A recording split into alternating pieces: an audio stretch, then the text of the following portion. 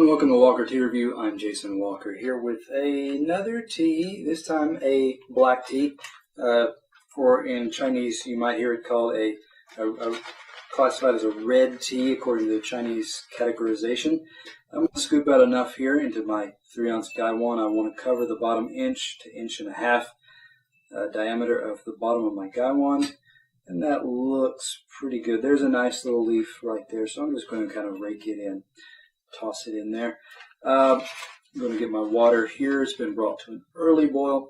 I started to rumble, but not a full 212 degrees rolling boil.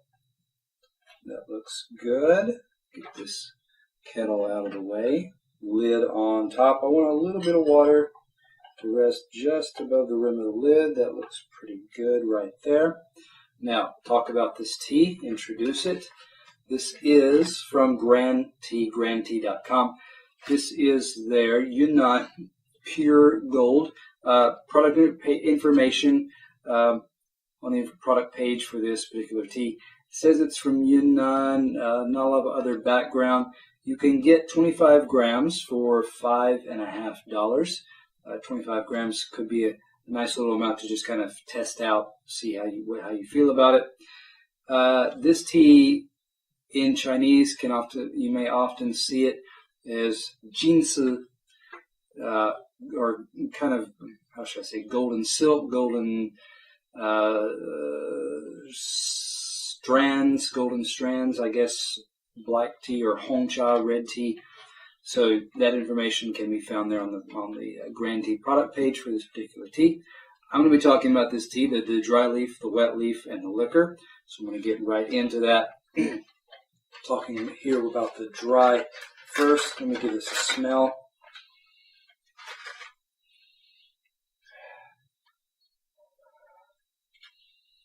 Blowing on it, putting a little bit of warm air in there, kind of helps wake those leaves up.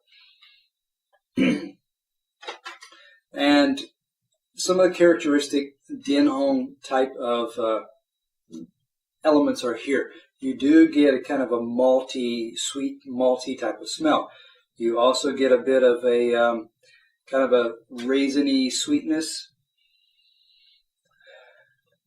Those are the dominant components, so it's kind of malty sweet, raisiny sweet. I'm going to scoop out a few of these leaves here. Look at them. You will notice that a lot of these are, well, these are needles. You can see that they are fuzzy. The length is over an inch, 2 inches or more in some cases here. For example, this one that I'm picking up here, bright golden, fuzzy, golden brown, golden yellow type, yellow brown colors there. A leaf, actually one leaf that just kind of came off the needle, so it's still coated in the fuzz there as well. You do get some over towards a more of the grayish, bistre green, gray brown, blackish type colors there. But for the most part, this is a very, just looking at it, this is, 80% of golden in color, if not more. Okay, so setting that to the side, I'm going to get ready to pour. So I'm going to get my pitcher ready. I'm going to angle my lid over to the side like so that I've got an area that's the liquor will pour through, and I'm going to just like so shake out those last few drops. Okay, and I want to get into the wet leaf here first, so I'm going to kind of first off shake that a little bit so everything kind of settles back down to the bottom, and give this a smell.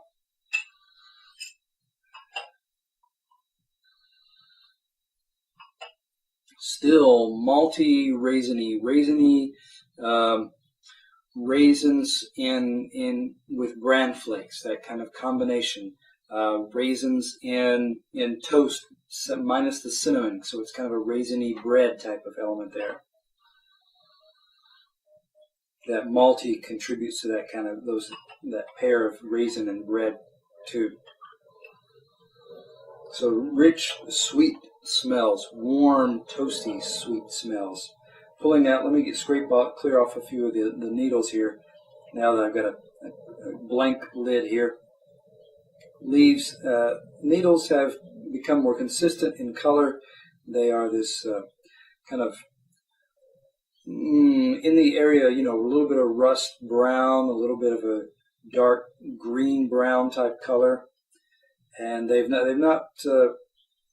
I could probably tease them open. Yeah, they've loosened up enough. You can kind of tease them open and unfurl them, and kind of look at these leaves a little bit more closely. But you're seeing that they're fairly well intact. I mean, from tip to stem there, complete needles here. What else? That's the case in the majority of this. And I would say, and I mean something like around just what I see here, again, 80+%, 85% or more is completely intact like that, not cut off, trimmed off at either end. So I'm going to set that to the side and get to the liquor here. Give that a swirl.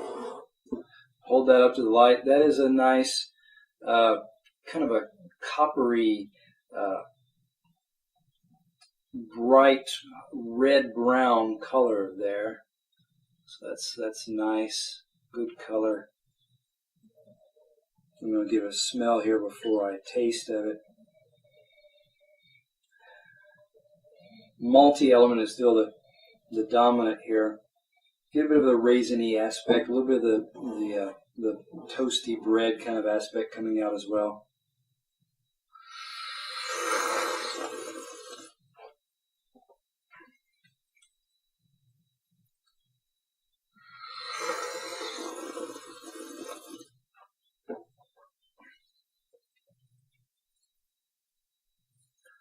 Malty, yes, still.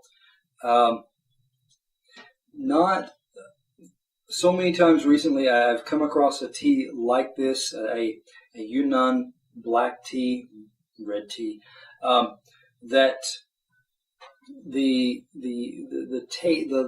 texture just drops off. It becomes minerally thin water kind of element. This one has got a smoothness to it.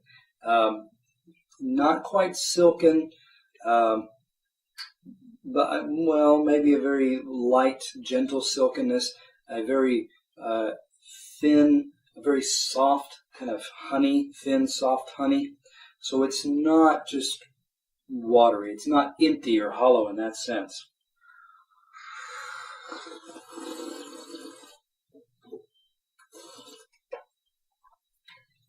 The maltiness is there. The grape aspect is there. The toasty bran flake element is there as well. They are gentle. They're subtle. They're not intense, but they don't drop off all that quickly either.